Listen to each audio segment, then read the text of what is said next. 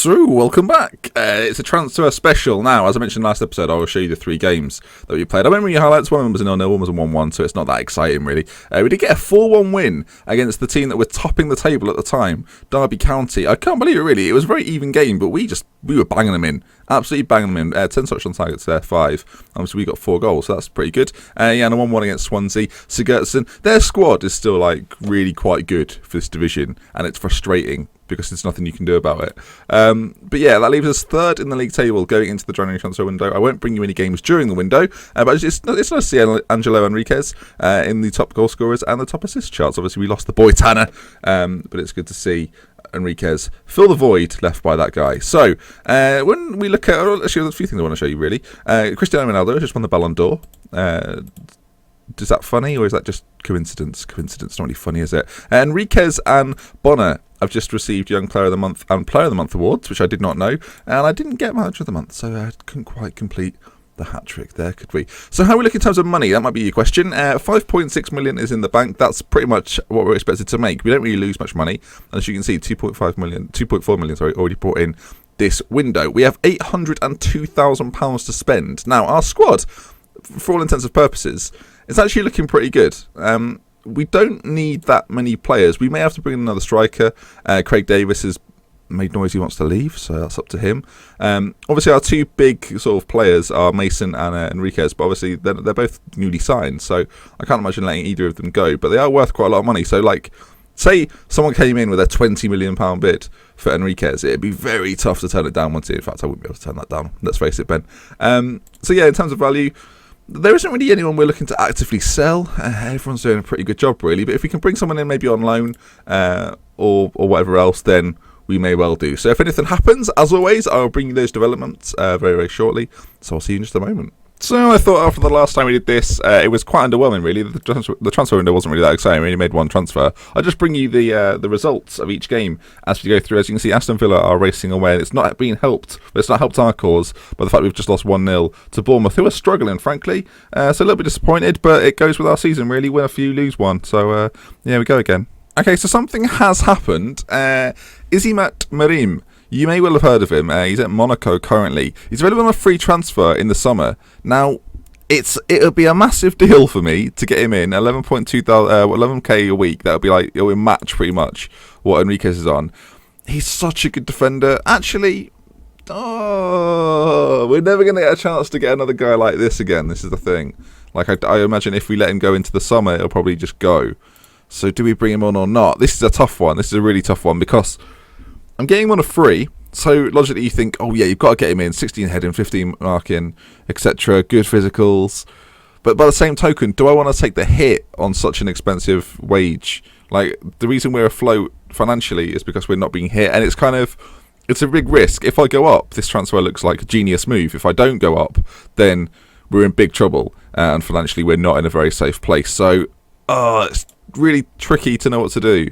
Really, really tricky. I think I offered him a contract thinking he'll never accept this. There was a bid from Greece in as well, so I was like, oh well, I'm not worried about it too much. Oh, folks, this is a long little section because I'm not sure what to do. My head is being like, don't do it. My heart's like, do it. I'm gonna have to go ahead. I didn't think he'd accept. Okay, well, never mind. We'll keep looking. I might regret this. So another game in the books. It was going very badly up until about, I don't know what minute it was. It's just gone off my screen. Oh no. We played Oxford in the FA Cup. They went 1-0 up, and then it took us a long time. It took us till the 73rd minute. Cameron McGinn popped in a penalty. We changed things around, actually. We went with Danny Graham as a target man up top. He came on, did the business. We got 2 more, and we're through into the next round. Another game in the books, and a 2-1 win against Bolton. Pretty uninspiring, really. They came 8th. Well, they're currently 8th in the league, so they're a playoff contender, and we were up there in 3rd. So the real news for that game was that Bonner has been, he's picked up a knock, hasn't he? 3 to 4 weeks. Whether he brings someone in to replace him, I'm not too sure. Obviously, I did mention earlier that Davis wants to leave as well. So whether we get in someone for Bonner, I don't know. He's a big miss, even if there's only a few weeks. It's a big miss. We'll see what we can do in the window. Welcome back. Another win in the bag. This time it was 2-1 against Blackburn, which puts us 2nd. Still a long way off the top, but comfortably 2nd at this point. We're about halfway through the transfer window, so still time for deals to be done. Very good. Thank you. It's all right. So another game in the bag, a 1-0 win. Quite a surprising 1-0 win, really. Palace are a decent side, but we'll take it. We dominated in terms of shots, possession, we had it all. They created a lot more fouls than us as well. The goal came from Malocco. I forgot his name. Malocca, that's it, I've got it. So that leaves us second in the league. We are 6 points behind Aston Villa. And we are now 5 points ahead of Burnley, so we're making that second place our own as it stands. Okay, so we went for 2 loan deals, the first of which was Gignac. Sadly, he didn't want to come to Swindon. I don't know why. Even though he plays for Marseille, he wasn't interested, so that was one that didn't happen. And one that we thought I might get was Bakuna from Aston Villa, a solid central midfielder, can play all on the right-hand side. Didn't get him either. There's not long left to go. We're on the 24th of January now, so I'm not sure if we're going to be able to get anyone in that can really improve the squad, but we'll keep trying, and I'll keep you informed. And it's all come crashing down. We've had a 4-0 loss. It's probably our heaviest defeat, maybe my heaviest defeat as Swindon manager. As you can see, they're right behind us anyway, so they weren't exactly a low-league team, but they've just absolutely hammered us. I don't know what I could have done differently. We've had the lion's share of the possession, and they've just beaten us.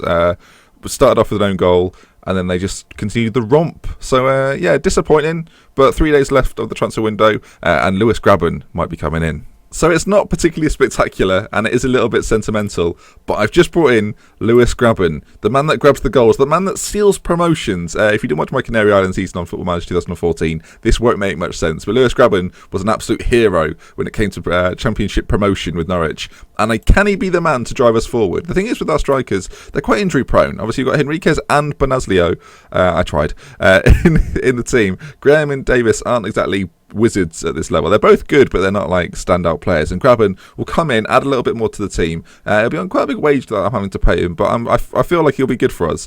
I think he's probably going to be the only transfer. We are on the final day of the window, so we'll see if anything else happens, but it's looking very unlikely. So there we have it. The transfer window has wrapped up. It's all done and dusted. And once again, really, we didn't do that much. Very similar window to last year. One transfer was brought in. And the big thing for me, and this is important to note really, that in the last January window, I said, look, I don't want to bring anyone in. It's not worth it. I can strengthen better in the summer. And evidently that's what I did. And I feel exactly the same about this window. The fact we've only brought one guy in on loan kind of says it all really. Lewis Graben is that guy, as I showed you. He's just decent. He's got good dribbling, good finishing, good first touch. His composure and off the ball aren't too bad. Good work rate and solid physicals. So, do you know what? He'll probably add something to the team in the late stages, so I'm looking forward to having him with me. Aside from that, the finances are still looking really healthy, and that's more important to me than blowing the bank on someone that might get me promoted, because I'm quite happy with the squad, if I'm honest. I'm quite happy with it. So there we are. That sort of rounds it up right there. Obviously, I've been showing you the games. That's kind of been the highlight of this, really. And we're still in second place, despite a heavy defeat to Sheffield Wednesday. 56 points. It's going very well. The next time I see you, actually, I've not decided this, so let's do that together. Let's hold hands. There's not many games to go, really. Okay, we'll come back for the Wigan game. Wigan at home, I think it is. Yeah, we'll do that. I'm not sure where Wigan are in the league. Are they fighting for it? Oh, Wigan are having an indifferent season, are they? Yeah, right in the middle of the pack. Okay, so Wigan it is, and I'll see you then. So thank you very much for watching. If you enjoyed the video, please leave a like. If you want to see more, subscribe to the channel. And from me, Dr. Benji, I'll see you again. Goodbye.